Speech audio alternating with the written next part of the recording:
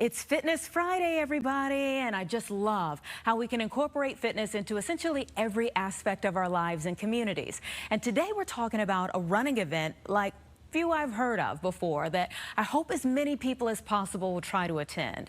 It's a one-of-a-kind 5-mile running tour commemorating the 1919 Chicago Race Riot. On the same day and in the same place, the multi-day riots began over 100 years ago. Gives me chills just to look at those pictures. I'm joined today by Allison Yates of Read and Run Chicago, CRR 19 Director Peter Cole, and Claire Hartfield, the author of A Few Red Drops. Thank you all so much for being here. Thank you for having us. I appreciate what you all are doing, what you're trying to bring to the area as well. Let's talk a little bit more about it. Claire, I'm going to start with you. Okay. I remember going to the DuSable Museum shortly after I moved here, and I was struck. I had chills then, reading about Eugene Williams. You've traced the roots of what happened to him that had such an impact on our city in your book. For those who don't know, give folks a brief history lesson here. Sure, happy to. The reason I wrote this book is because history is so important to who we are today. We can figure out where we're going from here. As you said, just over 100 years ago, this young teenage boy and his friends were going to the beach. And the beaches in those days were segregated. There was a beach for black kids and a beach for whites. And these boys pushed off on a raft that they had made into the waters of the black beach, but it floated across this invisible line into the white side, and a young white man over there saw them and became enraged and started throwing stones at them, and one of them hit Eugene on the head, and he fell off the raft into the water and he drowned.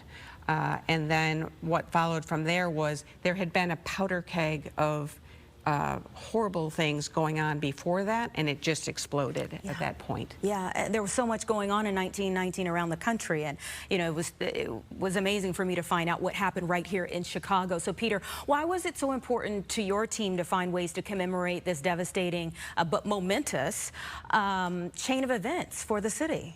Well, I'm a historian and a professor, and I've taught in Illinois for over 20 years. No one knows about this, right? It's the worst episode of racial violence in the history of the city of Chicago.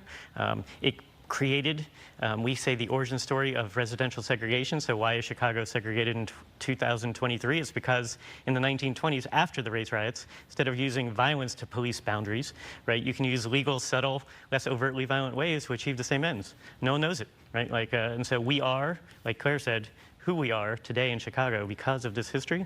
And so we believe public art, historic tours, other sorts of events can uplift this history. Yeah, and Allison, tell us about Read and Run and why you joined forces on this and what people can expect. Yeah, absolutely. So Read and Run, we always use books to explore Chicago, books and movement. And so on this 5-mile tour, we're going to stop at 3 different places in Bronzeville that relate to places Claire mentions in her book about the riots.